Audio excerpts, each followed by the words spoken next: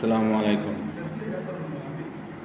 একটা কথা বলি, যারা অন্য অন্য দেশ থেকে কাতারে আসে, যেরকম আপনি আগে সৌদি আরব ছিলেন, দুবাই ছিলেন, মালয়েশিয়া ছিলেন বা অন্য অন্য দেশে ছিলেন, মিডল ইস্টে যে কোনো দেশে ছিলেন, ভাগ্যকর্মে আপনি দেশে চলে গেছেন, তারপর আপনার কাতারে আসছেন। তো কাতারে যারা আছেন অন্য অন্য দেশ থেকে যারা আসছেন, আপনাদের কেমন লাগে ভাই?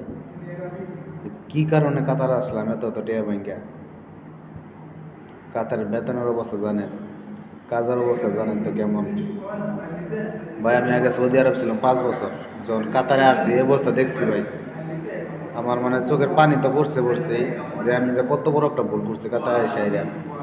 সে ভুলের খেসারত আমার বহুদিন ধরে দেওয়া লাগবে।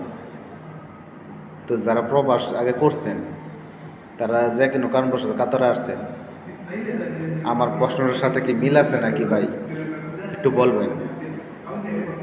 আল্লাহ হাফেজ, ভালো থাকুন সবাই।